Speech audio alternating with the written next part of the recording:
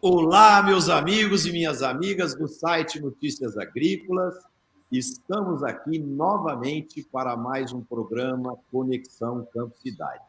E extremamente animados, entusiasmados, uma nova semana chegando, véspera aí de carnaval. Vamos todo mundo curtir aí o feriado, mas com muito cuidado, respeitando todas as medidas de precaução aí, para que a gente possa descansar, divertir e também não multiplicar esse vírus que tem incomodado tanto nossas vidas, que tem trazido tantas perdas e tantas dores para nós e para todas as famílias, e também para a economia como um todo, né?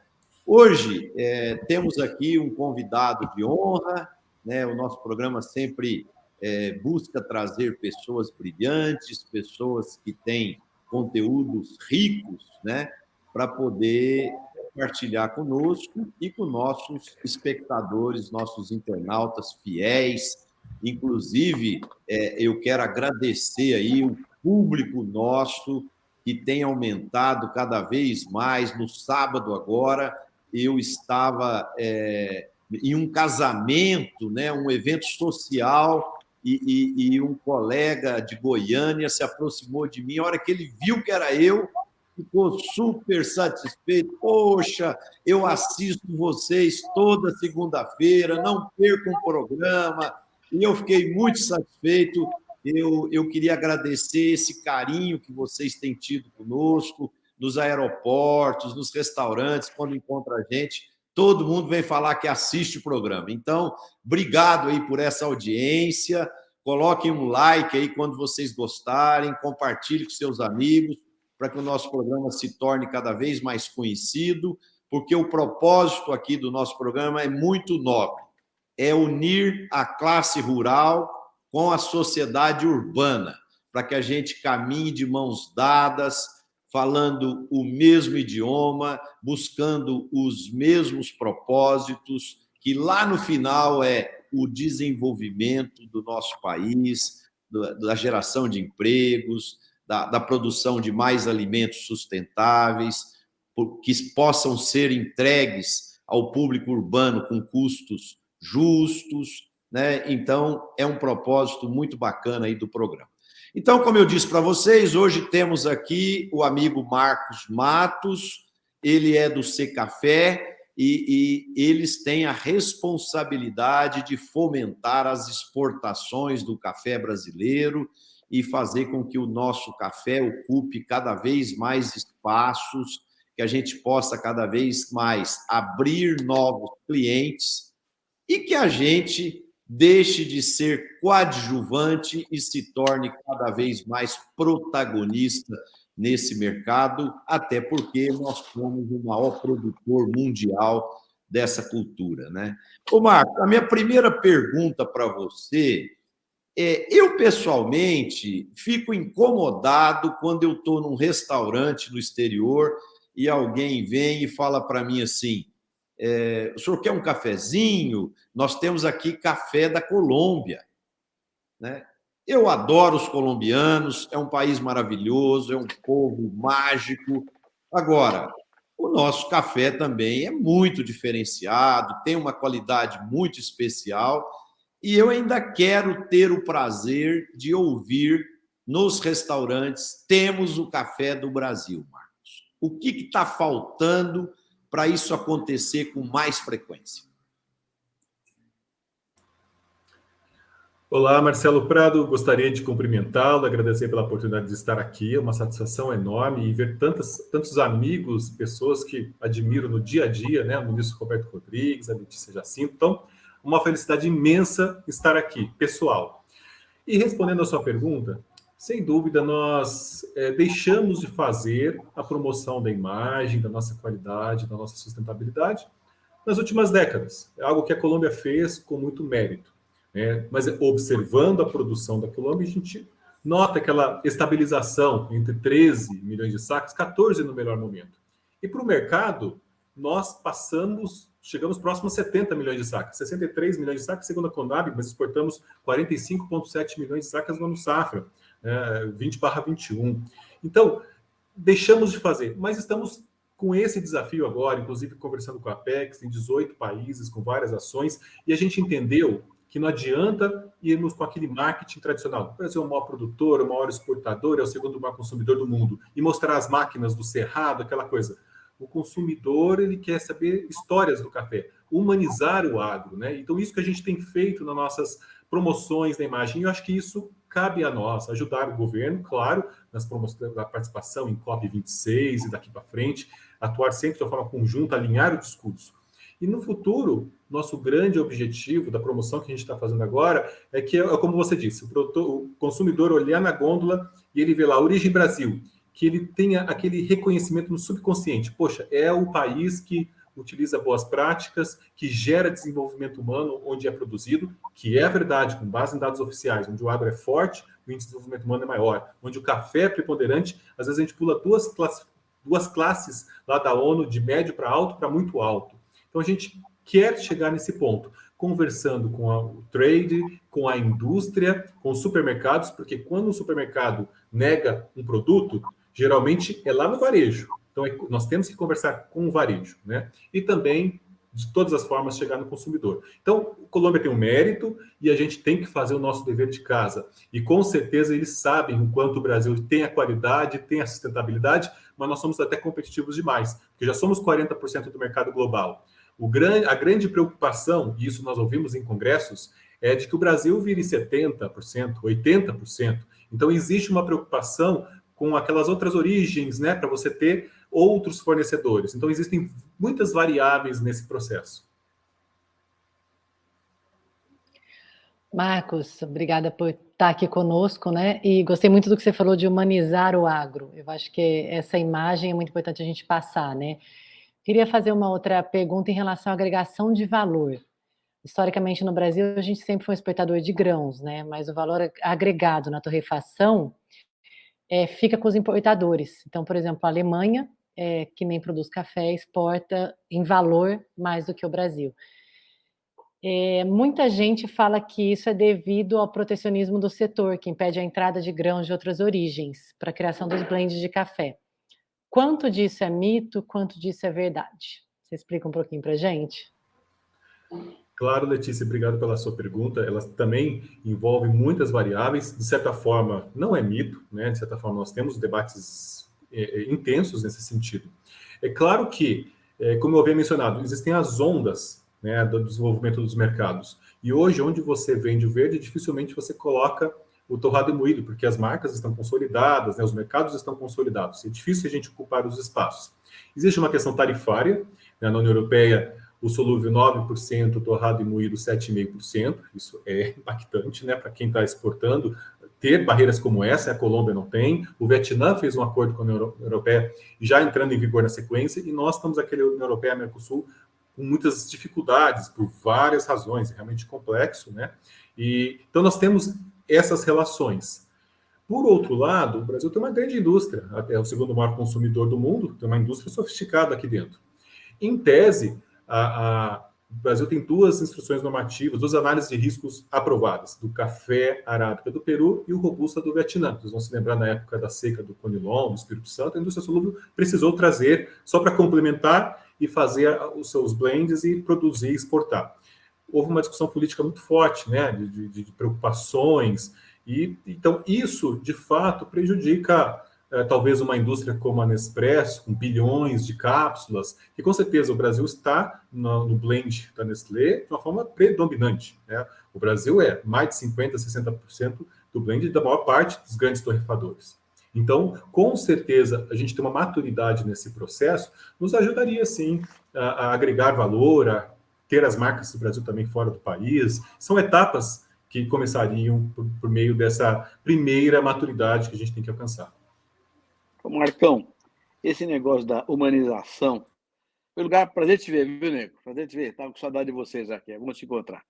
Esse negócio da humanização é interessante. A Colômbia fez o Juan Valdez, né, que é um personagem que incorpora o cafeicultor colombiano no mundo inteiro. Isso me lembra uma coisa interessante da pergunta também colocada pelo Marcelo.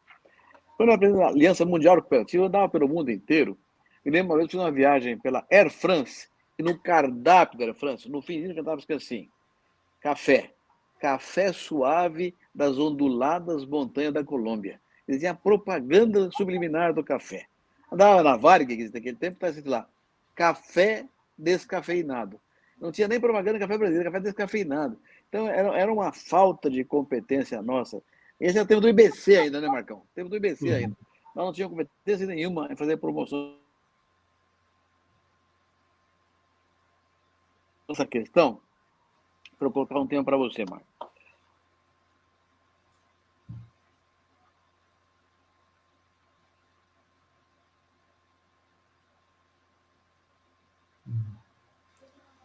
Café do mundo inteiro. Como é que é isso? Como é que nós estamos com essa relação Brasil? Como é que o mundo nos vê hoje com preço muito maior do café? Roberto, meu grande amigo, eu perdi uma parte da sua pergunta. Eu acho que cortou, não sei se cortou só para mim. Eu saí do ar aqui. Eu saí do ar. A pergunta é a seguinte: o preço do café subiu muito, né? Uhum.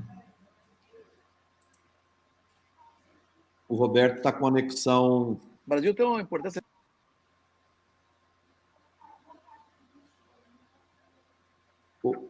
Ô Roberto, a sua conexão está sumindo, viu? Se não houver pergunta agora, Marcão. Puder repetir, Roberto, por favor? Preço alto do café no Brasil e no mundo, né? Fruto da geada do ano passado. Como é que o mundo nos vê hoje com esse preço alto? Bom, Roberto, mais uma vez, muito obrigado, satisfação enorme rever nosso grande amigo Roberto. Olha, todas as origens ficam mais caras. Claro que a matéria-prima é uma parte do componente industrial, temos as embalagens, a energia elétrica, a logística, a distribuição. Em geral, toda a cadeia sofre com a inflação. A questão é que o consumo vai muito bem, vai muito forte. Nós temos vários relatórios mostrando que nós não tivemos decréscimo de consumo nem na pandemia, né? Nós estávamos ali entre 167 e 168 milhões de sacas. Vários relatórios já nos dizem que passamos de 170 milhões de sacas pela inelasticidade, né, naquele conceito de economia. Independente de algumas variações, o consumo segue firme e forte. Na análise dos diferenciais, que é onde a gente vê as competitividades das origens, o Brasil vai muito bem. Claro que a gente sabe que a Colômbia tem ágios sobre o arábica. Quando a gente vai para o Conilon, que nós temos o café arábica, né, e o café robusto, o canéfora, e nós chamamos esse café de Conilon. Nós somos a Colômbia do café robusta, né? No caso deste café, nossos diferenciais são competitivos em relação às outras origens, Vietnã, Indonésia, né, Uganda. Então, realmente, o Brasil tem batido recordes. Quando a gente viu a safra 20 recorde, batemos todos os recordes. Hoje temos uma restrição por conta de clima e logística. E logística afeta também as outras origens, porque o preço do frete sobe aqui, mas também sobe para as outras origens. Então, do ponto de vista das exportações, a nossa preocupação hoje é muito maior clima e logística do que hoje essa questão, né, das altas dos preços, que obviamente impactam os negócios. O Marcos, a gente sempre fala que o mercado chinês ele é um mercado que não tem nem como medir devido à relevância pela população, assim como o mercado indiano, né? Esses dois países juntos têm 1/3 da população mundial. Como que você vê o potencial crescimento do hábito de consumo de café nesses dois países? Porque eles têm muito hábito de tomar chá, né? Então, pouco a pouco está entrando o café. E à medida que o café vire hábito, haja área para plantar e produzir café para abastecer esses dois mercados, né? Como que você tem visto essa mudança de hábitos lá nesses dois países e o potencial que isso gera para a cafeicultura brasileira? Perfeito, Marcelo. Vamos falar de China, a gente tem uma satisfação muito grande, porque hoje é o nosso maior projeto de promoção da imagem. Nós fizemos, a PEX e os parceiros, a ICNA, nós, BSA, a gente fez um trabalho grande de análise da percepção. Né? E o que esse estudo revelou? Já tínhamos um estudo prévio em 2013. De 2013 para 2019, nós tínhamos 190 milhões de chineses conhecendo o café para 330 milhões de chineses conhecendo o café, de alguma forma, mais que a população brasileira. principalmente nas grandes cidades, porque café é o símbolo do Ocidente. Os chineses vão à cafeteria ou usam o café no ambiente corporativo para se sentir globalizado. Então, tem toda uma simbologia. E as maiores redes de cafeterias, as maiores cafeterias, têm sido inauguradas sempre na China. Xangai e Pequim são as grandes referências para nós. E hoje, de todo o mundo, nós falamos que a China consome quase 5 milhões de sacas, já começa a ser expressivo. 54% disso é café solúvel, mas o restante já entra nesse conceito de cafés especiais, já há redes de cafeterias de cafés especiais. E foi nisso que nós começamos a trabalhar. As grandes redes de cafeterias, selecionamos cafés de 7 regiões do Brasil, eles gostaram de 4, aí mandamos vários cafés com um vídeo humanizado dessas 4 regiões. Mostrava o produtor contando a história do pai, do avô, do lado humano, né? Ele caracterizava o lado humano. Está lá no copinho do café, está no menu, que o chinês usa muito celular, muito mais que a gente, por sinal. E rapidamente ele lá tem 2 minutos, 3 minutos, a história familiar do produtor daquela região, caracterizando toda uma região.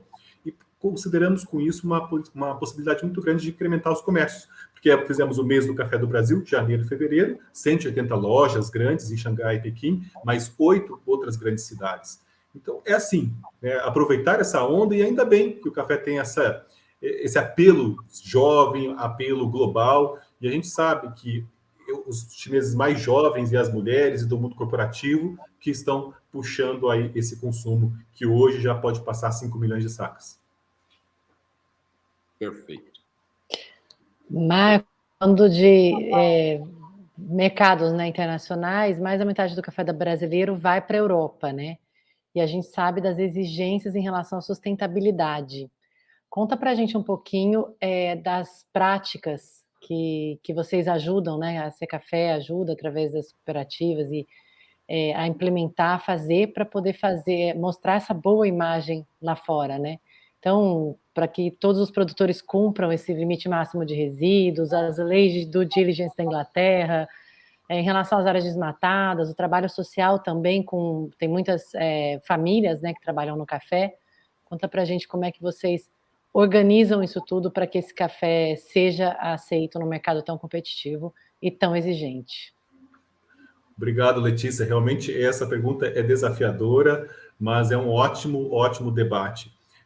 Nós temos muitos parceiros na Europa, desde o privado, do fluxo do comércio do privado, né, a Associação da Suíça, a European Coffee Federation, que fica em Bruxelas, e nós temos uma figura muito importante, né, que são as diplomacias brasileiras, a estrutura diplomática e os adidos agrícolas. Então, juntamos todas essas turmas. Para vocês terem uma ideia, na semana que vem já temos uma reunião como se tivéssemos um grupo de trabalho de pessoas que têm assento na União Europeia, e de fato, na União Europeia nós não temos assento nas instâncias técnicas, que é uma questão que envolve o legislativo da Europa, as relações entre países, mas quem é do privado da Europa tem assento e tem voz. E a gente escuta e, com base nisso, toma as decisões. Nós temos um pilar de sustentabilidade, de responsabilidade social e sustentabilidade no Ser Café, né? Boa parte da nossa contribuição vira em projetos, temos o produtor informado e agora produtor informado EAD. Nós temos o projeto de carbono do Ser Café, aproveitando dos green bonds e toda essa grande movimentação no mundo. Estamos concluindo agora, no fim de fevereiro, começo de março, com a Imaflora e o professor Serri, da Exalc,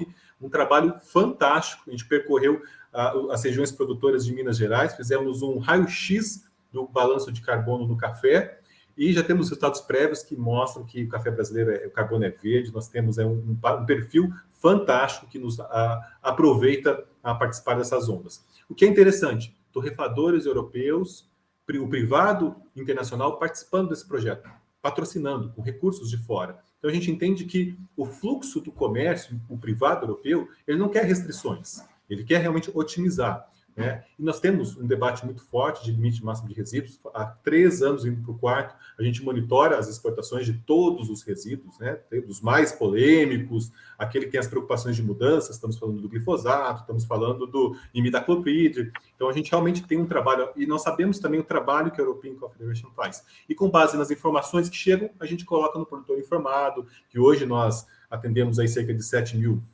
produtores que são, de certa forma, atendidos. No começo de 2002, nós montamos 137 laboratórios digitais, foram mais de 9 milhões de reais investidos, que é conectividade e inclusão social no meio rural. E também usamos isso para disseminar todas as informações que a gente precisa.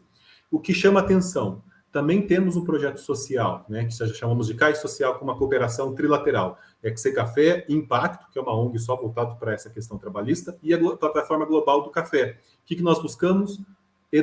Um processo educativo do produtor, né? As melhores práticas trabalhistas e o ambiente com segurança jurídica nas relações laborais. Também com patrocínio de torrefadores, com patrocínios de parceiros internacionais. Eles não querem a ruptura, eles também querem contribuir. E esse diálogo é importante. A Europa hoje representa 54% das nossas exportações. Quando a gente olha a União Europeia, entre 49% e 50%. E isso é uma tendência. A due diligence da União Europeia tende a entrar agora no segundo semestre. Do Reino Unido está em consulta. Nós vamos responder, combinamos junto com o Instituto Pensar Agro, as entidades, como responder da melhor forma. A Alemanha entrou com uma social. Lembrando que Reino Unido e União Europeia é contra o desmatamento, né?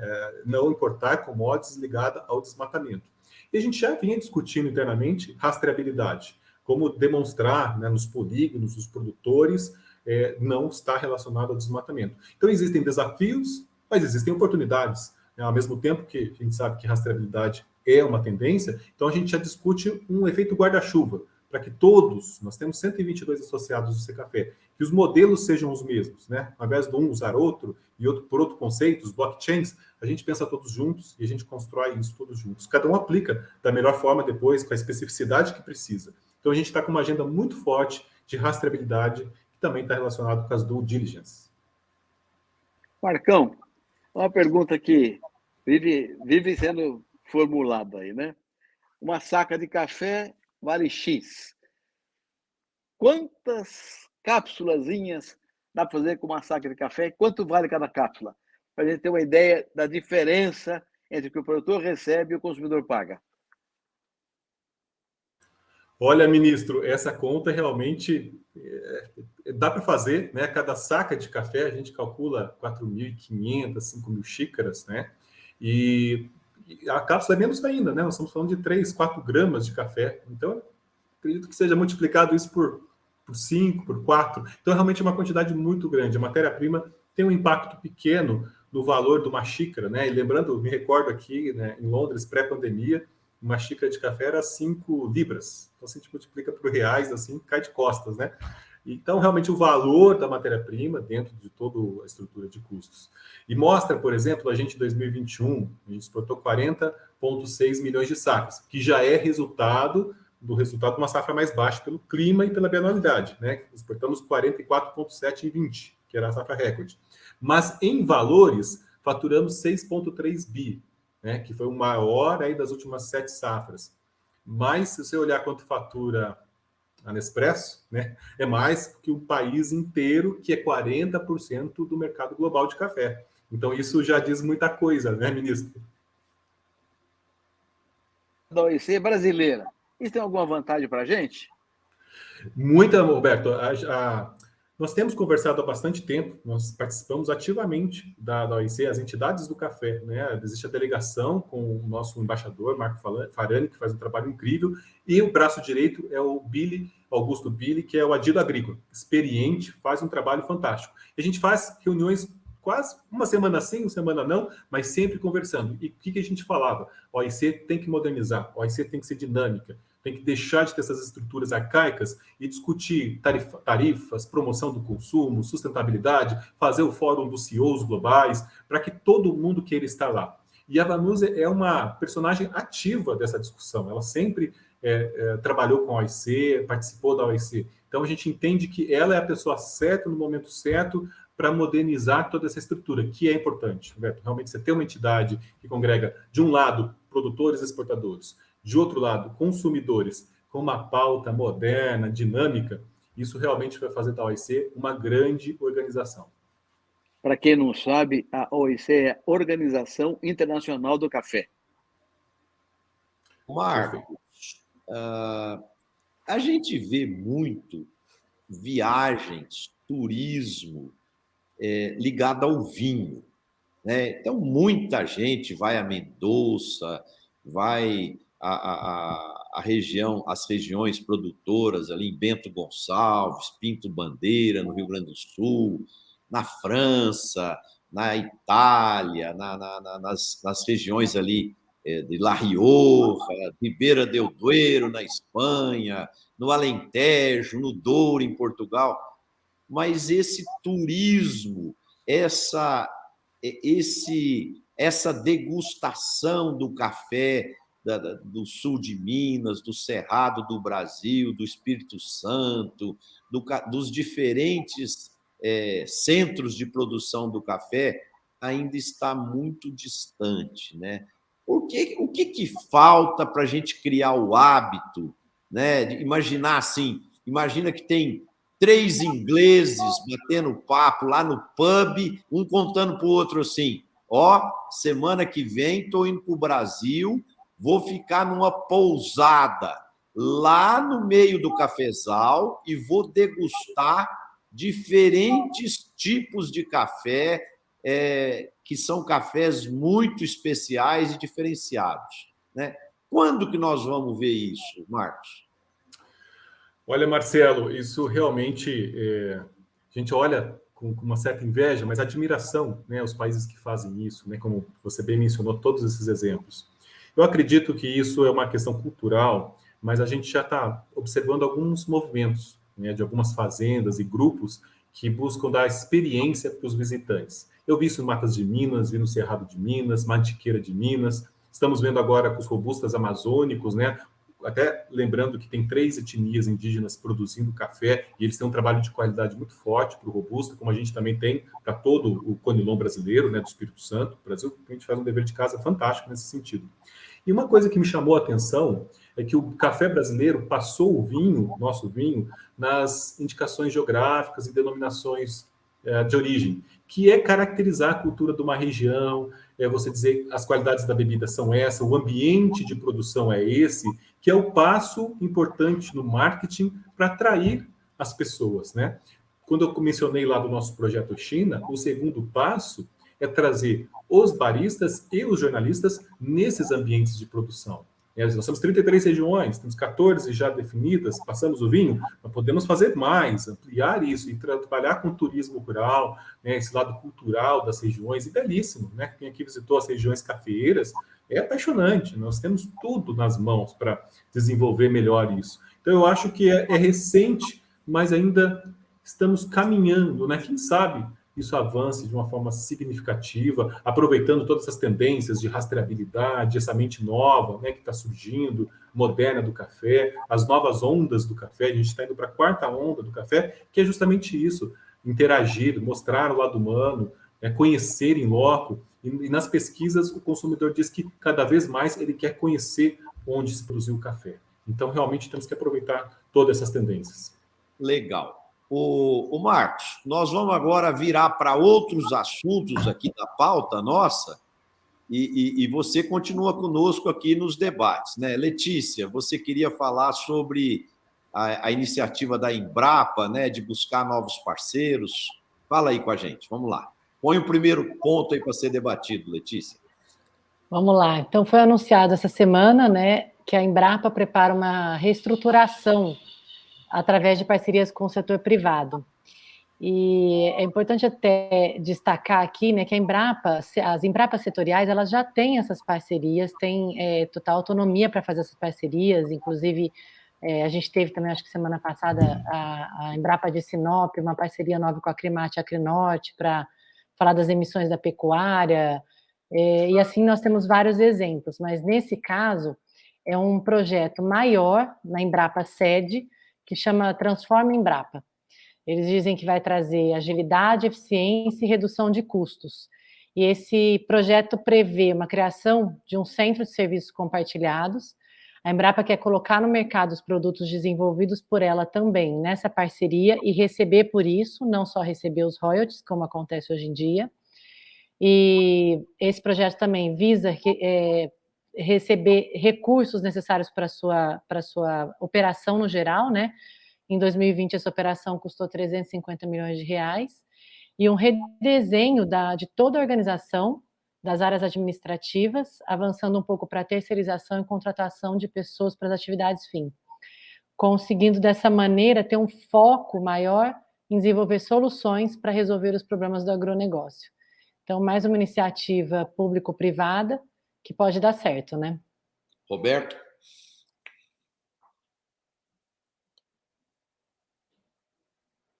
Roberto está sem sinal, está sem voz. Bom, esse Letícia... é um projeto antigo da entrada, viu, Marcelo?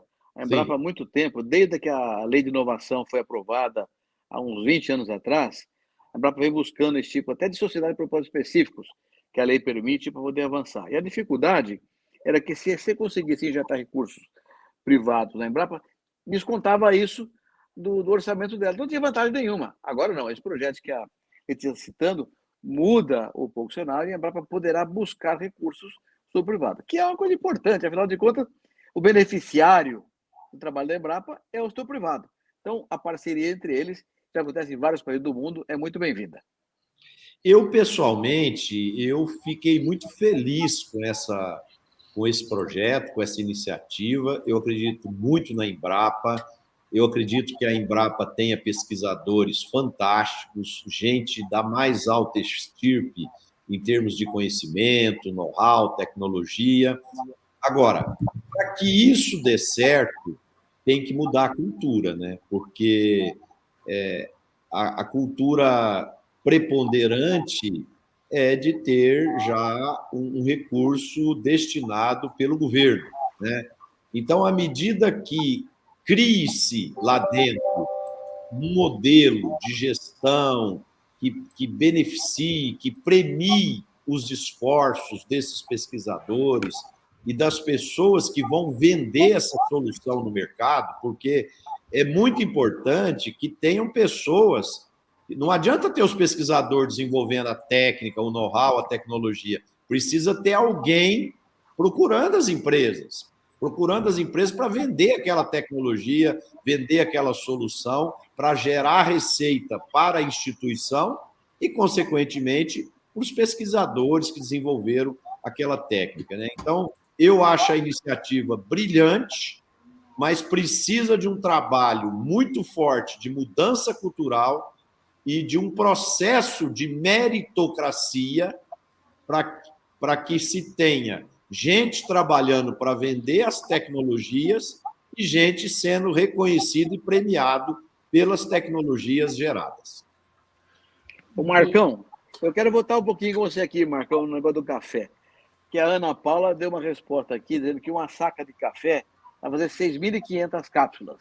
Então, dá uma mudança enorme de faturamento, uma saca de café capsulada. Mas a minha pergunta para você é o seguinte, Marcão. A juventude aqui no Brasil está tomando mais café? Como é que é esse processo? Olha, ministro, importante lembrar, porque inclusive eu ia fazer esse comentário, né? A gente fala do marketing muito bem feito da Colômbia, mas no consumo interno de um país produtor, é o Brasil que é exemplo. Na verdade, se você pegar entre os maiores produtores do mundo de café, tirando o Brasil, você somar Vietnã, Colômbia, Índia, Indonésia, Etiópia, Uganda, somar todos esses países, não dá 60% do que o Brasil consome. Por quê? O Brasil fez o dever de casa de aprimorar e promover o consumo. Um trabalho fantástico que a BIC fez, vocês vão se lembrar, desde os anos, talvez 80, com o selo de qualidade, né? Nos voos internacionais, estava sempre ali a marca do café, patrocinou inclusive a seleção brasileira, né? Então a gente fez realmente um trabalho fantástico. O Brasil hoje consome cerca de 22 milhões de sacas, que dá 6 quilos de cafés verdes por habitante ano. Na Colômbia, o último índice é de 1,8, e nos outros países, muito menos. Né? A Vietnã tem um consumo baixíssimo.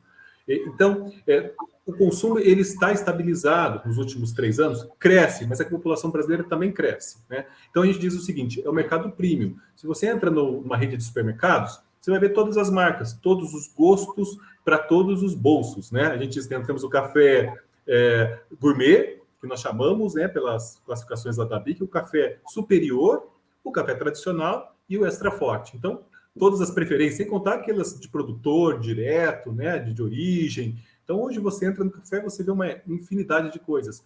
E a figura, né, da praticidade, das cápsulas, o café com cafeína acumulada, né, para o pessoal que gosta de correr, treinar, né, os jovens. E tem o lado da sustentabilidade.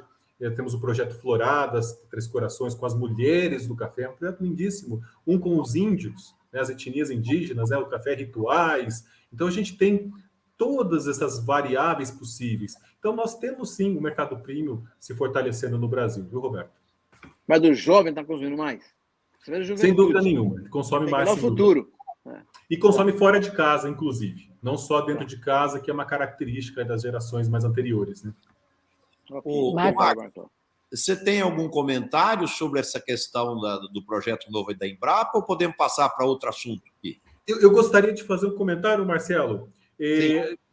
Eu achei interessante, com todas essas inovações, né, que a Letícia nos contou, e também eu notei uma mudança no âmbito da Embrapa Café, e isso tem refletido nas outras Embrapas, a criação de comitês assessores externos, que é chamar gente do privado para opinar, para dar sugestões, até para nortear essa mudança de cultura que você bem mencionou, né? O privado participando das discussões. E no café a gente tem um modelo muito interessante, não sei se todos aqui conhecem, que é o consórcio de pesquisa café, que é a Embrapa, o efeito guarda-chuva, as universidades e centros de pesquisas embaixo, com 95 linhas de pesquisas diferentes hoje, com recursos do Funcafé. Que o Funcafé é um recurso de 6 bilhões que nós temos hoje para financiamento dos mais diversos, né, de produtor, indústria, capital de giro, e os recursos discricionários são aplicados em promoção da imagem e o consórcio de pesquisa café. Então, sim, para nós, essa modernização vai ser muito bem-vinda, porque ela já está buscando essas melhorias todas e vai impulsionar ainda mais essas linhas de pesquisas para serem cada vez mais atuais. Então, a gente vê sempre com bons olhos e tem notado essas movimentações importantes. Legal. Aí fica aqui já o gancho. Eu sei que muita gente da Embrapa assiste o nosso programa. Fica aqui já um convite para a direção da Embrapa. Se quiser participar de um dos nossos programas aqui, já ficam convidados para apresentar aí com mais detalhes como vai funcionar esse programa, porque a gente aqui fica na arquibancada torcendo fortemente, porque todos nós aqui somos fã do trabalho da Embrapa e o sucesso desse novo projeto é o sucesso da Embrapa e é o sucesso do agronegócio brasileiro. Eu tenho um assunto aqui. Sim? Desculpa, não, eu tive no Mato Grosso no ano passado, né? A gente ficou uma semana viajando por lá e tivemos nessa Embrapa de Sinop com umas pessoas de fora do agro, do setor educacional. E uma observação feita foi assim, gente, mas tem 46 laboratórios diferentes aqui, então quantas coisas eles pesquisam?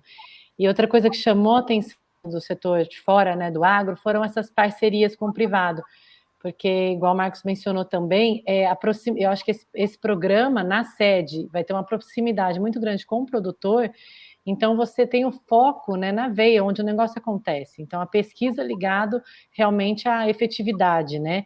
E cada fazenda que a gente passava tinha um projeto ligado à Embrapa. Ela estava fazendo algum experimento lá, ou era de cobertura de solo, ou era da parte de carbono, ou era alguma outra coisa ligada à pecuária. E depois tivemos na universidade também, e a Embrapa tem parceria com a universidade de lá para o desenvolvimento. Então, acho que essa proximidade na parte administrativa, no geral, vindo também da Embrapa Sede, vai ser muito importante. Muito legal. Eu estou com um assunto aqui bem mais leve, né? Brincadeira, o assunto é até pesado. A semana passada, a CNA apresentou um relatório muito bacana, muito bem feito, sobre o potencial mercado dos fertilizantes para 2022, né? E evidentemente que essa estabilidade da oferta, aqui nós não estamos falando por enquanto de preços, né? Estamos falando da disponibilidade do produto, está relativamente assegurada, só que tem um senão, né? Desde que não se tenha o conflito Rússia-Ucrânia. Só lembrando aqui para os nossos espectadores, o potássio, 26% do potássio do mundo vem da Rússia, 18% vem da Bielorrússia, que é o aliado da Rússia nesse estresse aí com a Ucrânia. Por outro lado, a Rússia também é um importante exportador de fontes de fósforo e de nitrogênio. O presidente da República brasileiro, o nosso presidente, esteve lá semana passada articulando para que o Brasil não sofra falta dessa matéria-prima tão importante para os plantios aqui brasileiros, né? Agora, hoje, as regiões de Luhansk e Donetsk foram já autorizados, o presidente russo foi autorizado pelo Congresso para reconhecer a independência dessas duas regiões da Ucrânia, né? E isso vai agravar muito o estresse que já está acontecendo, já existe troca de tiros pontuais na região. Então, a situação é muito delicada. Por que eu estou tocando nesse assunto? Porque o nosso programa tem como propósito trazer informações para os nossos internautas tomarem decisões, né? Então, aqui vale a pena ficar atento a esse potencial estresse desse conflito, porque isso altera toda a questão da oferta dos fertilizantes. Altera preço, porque à medida que o conflito possa ocorrer, o dólar vai subir muito, altera o preço do petróleo, porque o preço do petróleo passa a subir bastante também, caso tenha o conflito, e a oferta dessas matérias-primas podem se tornar escassas devido a embargos que os governos da Europa, dos Estados Unidos, venham a fazer contra esses países, né? Então, ser bem-sucedido no mundo dos negócios não é só plantar a cultura certa, na hora certa, usar o herbicida certo e o inseticida certo. É necessário ter estratégia, ter planejamento, fazer gestão, né? Então, eu convoco aqui os nossos agricultores, os nossos pecuaristas que estão nos assistindo, e os líderes de cooperativas, de distribuidores, da indústria de fertilizantes, todo mundo acompanhar esse assunto com muita atenção, porque isso pode ser ameaça ou oportunidade, dependendo o rumo que as coisas possam tomar. Marcelo, esse assunto é gravíssimo, você tem toda a razão. Eu participei hoje de uma reunião muito ampla na Fiesp com o presidente daquele grupo de trabalho criado na Secretaria Estratégica da Presidência da República, que é o almirante Flávio Rocha, sobre o estudo fertilizante no Brasil. E os números são impressionantes, de fato. Primeiro, o potássio da Bielorrússia. A Bielorrússia, que você falou aí, produz 15% a 18% do potássio global. Mas o Brasil, 20% do potássio que nós importamos vem da Bielorrússia. Com a seguinte característica, nós importamos hoje 95% de potássio que é consumido aqui no Brasil. Então, a dependência nossa é brutal. Segue-se, o maior produtor é o Canadá, o segundo é a Rússia, depois tem a Bielorrússia. Então, a nossa dependência brutal de potássio. Tanto que a própria ídolo do presidente da República, a Rússia, tem a ver com esse processo de garantia de potássio para nós. Bem como o nitrogênio. A ministra Tereza Cristina ela chegou agora, no final de semana, no Irã. Estava no Irã exatamente busca de nitrogenado, que é outro problema também. Nós importamos também mais de 80% do nitrogenado consumido no Brasil. Então, a nossa dependência de fertilizantes é muito grande. Agora, esse grupo de trabalho da Secretaria de Estratégia da Presidência da República, comandado por esse almirante Flávio Rocha, fez um trabalho espetacular, ouvindo todas as entidades de classe, ouvindo os fabricantes, os importadores, ouvindo os consumidores de fertilizantes, ouvindo os ministérios todos, um trabalho juntando o Ministério da Agricultura, do Meio Ambiente, dos Comércios e Tecnologia, 9 ministérios, mais Embrapa, entidade de classe do agronegócio, para discutir um grande plano de aumentar a produção de fertilizantes no Brasil, né? E tem possibilidades de mina de potássio em Sergipe, tem uma também no meio da Amazônia, mas fica numa área indígena, que tem problemas sérios de caráter ambiental e antropológico a ser resolvido. Então, é um plano muito bem feito que considera o seguinte: se tudo correr bem, em 15 anos, nós vamos reduzir a nossa importação em até 50%, de 20% a 50%, o que representa um enorme esforço para a gente melhorar, reduzir a dependência de fertilizante externo. Só que tem que tudo correr bem para que haja investimento, retorno adequado. Retorno de investimento em mina é muito longo, o investimento é muito grande. Então, realmente, é preciso que haja uma grande boa vontade de todo mundo para que o plano dê certo e a gente possa ter uma redução da demanda. Com a característica adicional, né, Marcelo? A área que vai ser incorporada à agricultura brasileira é a área de terra mais fraca. Então, quanto mais a área for incorporada, mais fertilizante e mais corretivo não vamos precisar.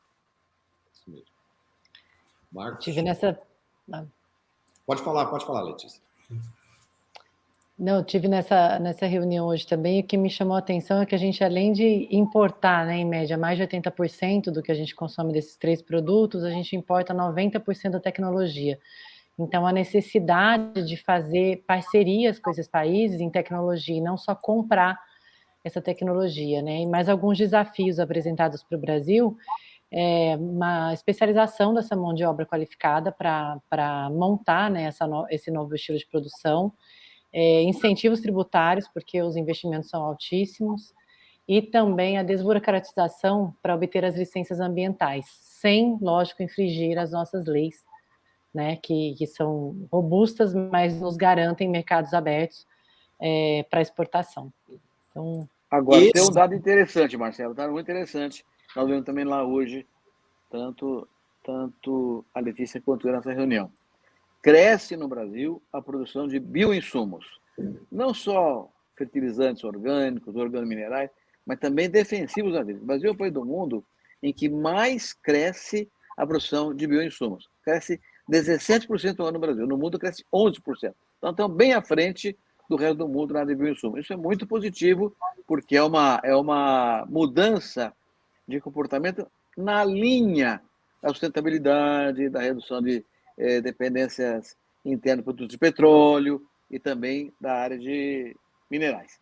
Então, o Brasil continua fazendo lição de casa com aquilo que é fundamental: inovação e tecnologia.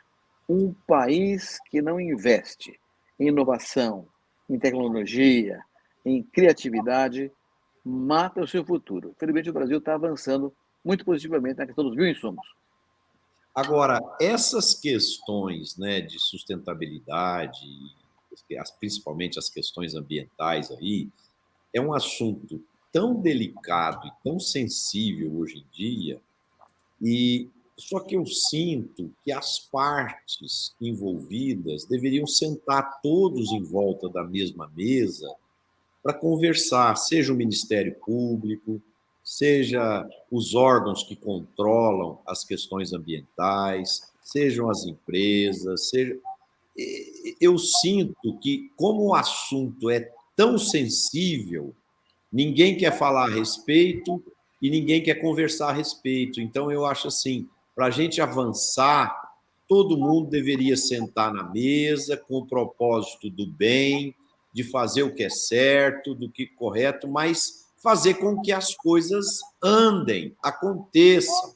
Eu tenho visto muitas coisas, por exemplo, o Brasil é um país que precisa gerar emprego, precisa gerar renda, precisa gerar desenvolvimento, e por causa desses assuntos que são melindrosos, ninguém fala e ninguém senta na mesma mesa e o tempo vai passando, né? Então, eu acho que nós temos que enfrentar esses problemas, sentar todo mundo na mesa, todos os elos da cadeia aí envolvidos, conversarmos e tentarmos achar essa solução. Agora, que estamos muito vulneráveis, não há dúvida, né? Isso... Mas esse grupo de trabalho fez isso, Marcelo. Esse grupo de trabalho fez isso. Conversou com todo mundo, conversou com os ministérios todos, com as agências, órgãos de pesquisa, universidades e com o setor privado. Agora, o problema é o que você falou aí. Tem que andar. O plano está pronto. Vai ser anunciado agora no final de março pela ministra Tereza Cristina, antes ela que tirada do governo. E é uma grande esperança para ele, mas tem que andar. E o andamento implica, como você falou, segurança jurídica, a questão ambiental tem que ser mais bem tratada, para que haja interesse do investidor em fazer o processo andar. Senão, fica no papel. Algum comentário, Marcos, adicional? Rapidamente, viu, Marcelo? É bom a gente contextualizar, né? O Brasil consome 44 milhões de toneladas de fertilizantes, o crescimento foi de 20% de um ano para outro, né? Os nossos solos tropicais, intemperizados, isso é estratégico, é segurança nacional, né? Então a gente vê um plano desses como muito importante, que tem que avançar, como o ministro bem disse, e é uma satisfação enorme saber que aquela variável, né, os bioinsumos, a gente tem visto muito, inclusive players sérios desenvolvendo trabalhos no âmbito regional muito interessantes. Com bioinsumos, por exemplo, o café a gente tem a sobra da casca, com muito potássio, resíduos, transformando isso num adubo que realmente está preparado para chegar de uma forma uniforme, né? E também nós vimos lá bioinsumos e também que se utiliza na geração de energia. A parte líquida, por exemplo, nas vacas, a produção de leite, você tem toda a parte lá das fezes das vacas, produzindo energia, né, dos biodigestores, e a parte sólida virando assim, um adubo importante. Nas grandes propriedades e referências nas regiões, a gente tem visto muito. Inclusive, biofábricas na produção de inimigos naturais é outro assunto, né? Quando a gente falava dos limites máximos de resíduos de agroquímicos, que dá uma dor de cabeça enorme para a gente também, nós temos biofábricas com inimigos naturais, que é uma tecnologia fantástica que o Brasil tem nas mãos, né? Então, tudo isso, realmente, a inovação está acontecendo no campo e a gente só tem que apoiar e desenvolver mais. E quanto a isso, a parte logística, tributária e realmente acontecer esses projetos, por uma questão de soberania nacional. Eu estou vendo aqui uma frase do Tião Jacinto, dizendo que produtos fertilizantes na casa de segurança nacional é mais do que isso. É soberania nacional, Tião. É soberania nacional. Então é fundamental aumentar a produção nossa mesmo. Um outro ponto que eu queria colocar aqui para a nossa discussão, semana passada o IBGE soltou a nova previsão de safra, né, com 271 milhões de toneladas, um aumento aí de 7,6% na produção em relação ao ano anterior, e 93% dessa produção virá da soja, do milho e do arroz. Eu fico muito feliz quando eu vejo essa previsão, mas por tudo que eu conversei com os amigos lá do Rio Grande do Sul, Santa Catarina, Paraná e Mato Grosso do Sul, e com alguns amigos aqui de Tocantins, algumas partes aqui de Goiás, que tiveram excesso de chuvas e tal, eu acredito que esse número tem uma responsabilidade muito grande nas costas do milho de safrinha, né, que foi plantado numa condição bastante favorável. Então, a gente tem que observar agora o comportamento da safra, né, do clima, da safrinha, para que a gente possa obter esse 271 milhões de toneladas, porque, do contrário, esse número pode ser que venha bem mais para baixo. Precisa que a Laninha vá embora, Marcelo. Manda a Laninha embora. Vai levar ela para o Pacífico. É verdade, é verdade. Letícia? Impressionante como o agronegócio brasileiro, apesar das dificuldades climáticas, né, a gente tem visto alguns números altos. Eu acho que por conta dessa tecnologia que possibilitou a gente produzir, né, em diferentes regiões. Até era uma pergunta que eu ia fazer para o café aí, como é que pós-geada, maior geada depois de 94, o que a gente espera aí para a safra de café, Marcos? Sem som, Marcos, sem som. Perdão. O café realmente é um desafio muito grande por ser uma cultura perene, que todos os processos acontecem ao mesmo tempo, os vegetativos e os reprodutivos, né? Nós tivemos aquela safra recorde de 2020, mas já no fim de 2020, um monte de problema climático, né? Inclusive, a geada aqui, que a Letícia bem lembrou. Então, nós saímos uma safra agora 21 de 47,7 milhões de sacas, mas o arábica caindo 36% em relação a 20, né? 63 para 47, mas o arábica caiu mais, né? Era 49,50, caímos para 31,4. E agora, em janeiro, finzinho de janeiro, a Conab soltou a primeira projeção da safra 22. Então, aquele café que está na fase de expansão, para depois entrar na granação e colher em maio, segunda quinzena de maio, ou seja, os grãos estão formando, estão enchendo, né? vai depender de uma regularidade climática, mas a safra vai ser de 55,7 milhões de sacas. Uma recuperação, mas longe de ser um recorde, né? O Arábica vai para 38,8 milhões de sacas, muito longe dos 49, 50 que a gente teve lá em 2020, porque sente os impactos. Muitas lavouras foram podadas, o decote, a receta, quando realmente é algo mais agressivo, você tem que cortar lá 30, 40 centímetros de solo, algo mais drástico, e muitas foram decotadas para regenerar novas partes vegetativas. Então a gente sentiu muito fortemente de 21 e sentindo agora 22. E nesse momento que a gente falou dos grãos que estão na fase de expansão, tem uns ramos que estão crescendo, porque o café, a produção está no ramo plagiotrópico. E onde produziu, não produz mais. É na próxima brotação, tem uma gema específica no nó, que gera um novo ramo plagiotrópico. Então, esse ramo está crescendo. Precisamos, como o Roberto disse, nosso ministro, saia para lá, laninha, continue, ter clima regular, para que esse ramo continue a vegetar, e lá na florada, em setembro, vai ter uma parada fisiológica, no inverno, vamos ter a colheita, que ele tem uma boa florada, um bom pegamento, e quem sabe em 23 a gente tenha uma boa safra, mas vamos depender de uma variedade aí de itens do clima, momentos do clima, dos mais diversos. Bom, gente, o programa hoje passou muito rápido, né? Um papo bom, assim, muito agradável, troca de ideias. O Marcos, com o brilhantismo de comunicação e conteúdo dele, engrandeceu muito aí o nosso programa, viu, Marcos? Obrigado pela sua presença, muito legal mesmo. E eu queria que você deixasse aí em 1 minuto só mensagem final dos nossos espectadores. Bom, primeiramente, agradecer, estar entre amigos, né? Pessoas que eu admiro tanto. Para mim é uma satisfação, e para o Ser Café também, nós que temos trabalhado tanto e estamos querendo fortalecer essas ações internacionais e, com certeza, pedindo a ajuda de todos para a gente construir os melhores planos de comunicação, levar a informação correta do trabalho primoroso que é feito no campo. A gente sabe que o Brasil tem problemas, mas estamos trabalhando, né? Essa é a mensagem. E que o produtor saiba, nós somos parceiros e buscamos sempre o melhor, pensando na sustentabilidade e aproveitar todas as ondas, porque nós estamos preparados para todos os parâmetros ESG, a governança socioambiental. Podemos aprimorar a governança com mais projetos, mais parceiros e transformar ainda mais as regiões. Então, contem sempre conosco. E, mais uma vez, muitíssimo obrigado por esse bate-papo, realmente vai ficar aqui na memória. Muito obrigado, Marcos. Aqui a casa é sua, quando quiser voltar, é só dar um oi, que você será muito bem-vindo. Letícia, suas considerações finais, por favor. Queria agradecer também o Marcos aqui, essa conversa, né, e parabenizar aí, porque todas as perguntas que a gente fez, você fez uma ligação muito grande, gostei de saber a ponte e o trabalho bonito que vocês fazem lá fora, né, abrindo as embaixadas e conversando com todo o mercado, querendo humanizar o agro, o café e contar histórias para que o Marcelo possa beber o cafezinho dele lá, mas ao mesmo tempo com um olhar para tantos produtores, né, que é bem pulverizado essa cultura, e fazendo um trabalho interno, pautado na sustentabilidade, mas através da educação desses produtores.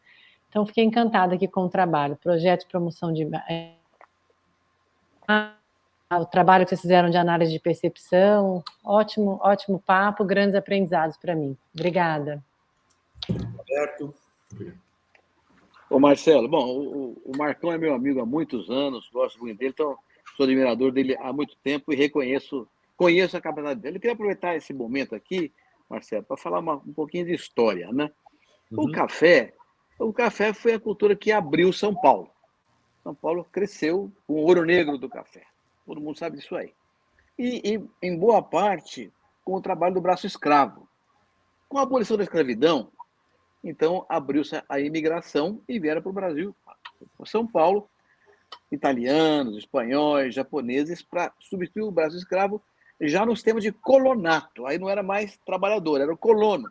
Recebia uma área de café, pelo tamanho da família, e aquela área de mato era desmatada, plantava café, e o colono produzia ali arroz, feijão, frango, milho, porco, para o consumo dele. E tinha uma participação do café. Agora, o que é importante é o seguinte, quando veio a crise de 29, e o café era a base da economia brasileira, e muito mais da economia paulista, foi uma quebradeira muito grande para o produtor de café. Muita gente quebrou, foi uma coisa brutal a quebradeira de cafeicultura naquele período. E aí, muita gente que devia para o Banco do Brasil, fazendeiros, entregaram as terras para o Banco do Brasil. O Banco do Brasil vendeu para quem? Para os colonos, que já estavam lá, sobretudo de origem europeia, mas também de origem asiática, né? Esses colonos traziam na cabeça a ideia de agregar valor. Então, tiraram o café, plantar a cana, fazer rapadura, ou açúcar mascavo, ou álcool, para plantar laranja, fazer suco, para plantar algodão, fazer tecido, e mesmo fazer café industrializado, pasto, fazer boi frigorífico. Então, você olha os nomes das famílias do agronegócio brasileiro, paulista, particularmente, são todos de origem italiana, ou espanhol e japonesa. Então, foi muito importante a agregação de valor. Isso tem um valor extraordinário para o Brasil e para São Paulo, porque São Paulo foi desenvolvido pelo café enquanto a economia rural extraordinária. Quando o café sofreu seu grande impacto negativo com os de 29, essas famílias que substituíram os tradicionais produtores de café do Brasil montaram uma indústria de transformação, elevando São Paulo a ser cidade industrial. São Paulo tem sido governadores, como Pedro Toledo, Prudente de Moraes, que fizeram a industrialização das bases, né, Cozipa e os fatores de estradas, rodovias. Então, São Paulo teve a capacidade de transformar a cafeicultura decadente ou moribunda numa agricultura forte de laranja, de cana, de café mesmo, de pecuária intensiva e virar o estado agroindustrial que ele é hoje. Então, devemos ao café, no seu vigor e na sua tristeza, o progresso do estado de São Paulo. Marcão, parabéns, bom trabalho a você. Ô, Roberto, depois dessa aula sua aí, ficou difícil para mim fazer o fechamento aqui. Muito bom, parabéns, gostei muito. Bom, pessoal, eu quero seguir a mesma linha do Roberto, só que ao invés de falar da história, que ele já narrou muito bem, eu quero falar da geração de valor. Nós, no agronegócio, nós temos uma cultura muito forte de commodity. E a cultura de commodity, você fica preocupado com produtividade, redução de custo e eficiência logística. Nós precisamos mudar essa cultura. Nós temos que pensar na geração de valor, vender valor agregado, vender cafés diferenciados, criar histórias para cada uma das nossas regiões, dos nossos cafés. Por exemplo, quando eu vou à Itália e vou lá visitar uma vinícola, o italiano fala assim para mim,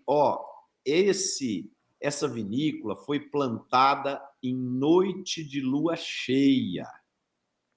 Ela tem que ser plantada quando tem o sereno máximo, das 4 horas da manhã, e não sei o quê, e não sei o quê. Ele vai construindo uma história que a hora que você vai tomar o vinho, aquilo é uma coisa mágica. Por quê? Porque aquela bebida está envolvida por uma história.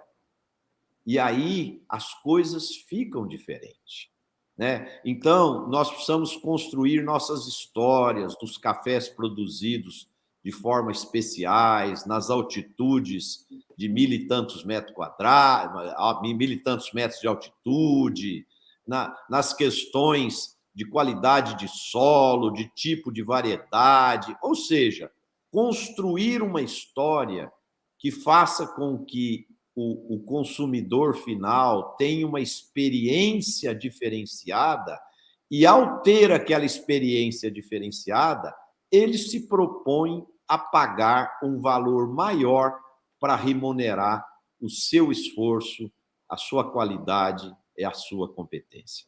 Então, vamos pensar sempre em buscar gerar valor para os nossos produtos, porque só assim nós vamos incrementar nossos níveis de rentabilidade. Boa noite a todos, obrigado pelo carinho de mais uma presença aqui no nosso programa. Obrigado, Marcos, obrigado, Roberto, Letícia, e a gente se vê novamente na próxima segunda-feira, às 5h30 da tarde, com mais um programa Conexão Campo Cidade. Um abraço a todos. Faz um recreio no carnaval, hein? Hein?